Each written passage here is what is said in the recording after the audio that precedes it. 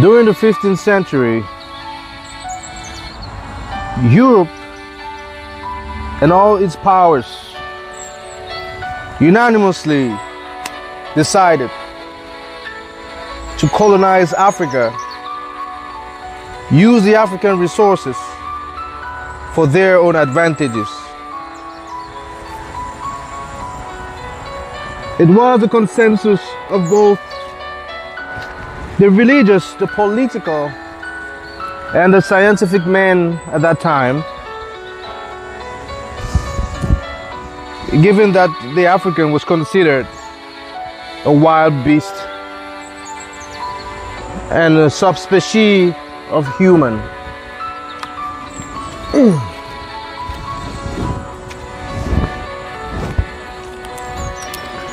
However, one of the methods that the colonialists was going to use to colonize Africa, psychologically and mentally speaking, to subjugate the African man, was through an academic manipulation of religious scripts such as the Bible.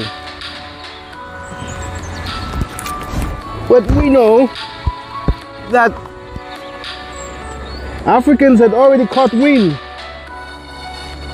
about 1,500 years before any colonialists ever stepped foot in Africa.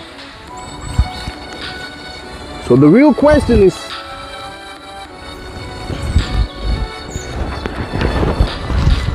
what kind of Christianity did the white man or the Europeans bring to Africa?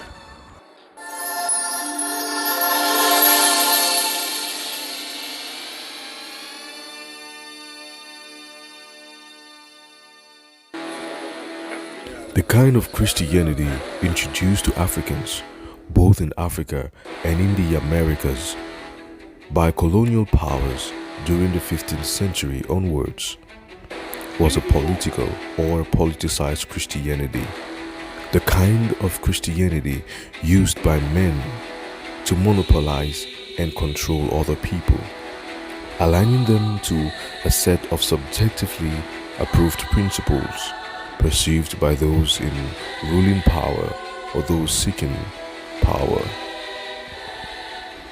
The Roman Catholic Church had the states, the economy, the scientists, the noblemen, the kings, the people. Catholic means universal, so the Roman Catholic Church means the Roman Universal Church.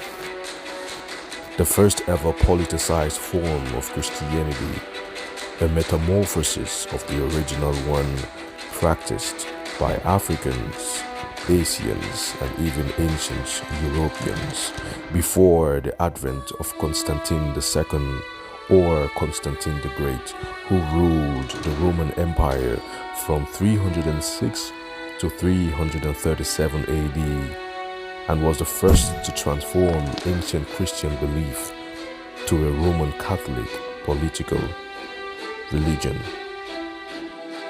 Portugal, Italy, Spain, Germany, Belgium, England were all Roman Catholic arm and state, controlling military, missionary, scientific, and economic missions. England, however, was also made up of Puritans, such as Jonathan Edwards, who defended the institution of slavery as a means to civilize those who were considered in bondage, aka the Africans. Stark contrast to the methods of Jesus Christ and his apostles and disciples, who would rather suffer and die for the good of the gospel of the kingdom of heaven than suffer and enslave others who were already considered destitute and in bondage. France was also a Roman Catholic stooge. However, during the 16th century, France became largely Protestant, following the teachings of prominent French theologian John Calvin. 70,000 Huguenot Protestants were massacred by the Roman Catholic nobles in 1572 in what is now known as the St. Bartholomew's Day Massacre. Also noteworthy is the fact that when due to Roman Catholic persecution in France, the Huguenot Protestants resettled in America. They too took up slaves as it was custom at that time.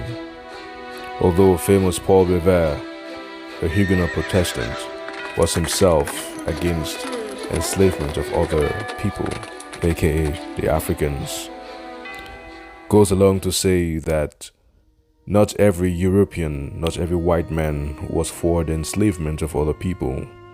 As a matter of fact, slavery in Africa started with Africans themselves. In conclusion, the kind of Christianity introduced to Africans and subjected persons around the world by colonialists was a political Christianity, a Roman Catholic Christianity, a Protestant, an Anglican, a Puritan Christianity, the kind of Christianity used by men who were in power to monopolize and control other people, aligning them to a set of subjectively approved principles perceived by those in power or those seeking power. In original Christianity, those who were believers of the gospel of Jesus Christ spread their belief with the weapons of faith and love and truth and endurance against persecution and hate. Very importantly, the ancient Christian relied on the power of God through genuine miracles and answered prayers that convinced onlookers and listeners beyond reasonable doubt that their testimony about Jesus Christ was absolutely true. The old Christians believed that their kingdom was not of this world. They did not colonize other people with military might and force. Neither did they force peoples and races through political monopoly and psychological warfare. The ancient Christians wanted to bear witness that Jesus Christ is the Messiah and God's redeeming power to man. Right up to now, to this day, true believers in Christ are still persecuted, murdered, cancelled, imprisoned, rejected by illegitimate, metamorphosed Christianity. So, be careful what you practice as Christianity today. For there are so many Christianities that exist. And in so doing, practicing your version of Christianity, you might be justifying evil in high places.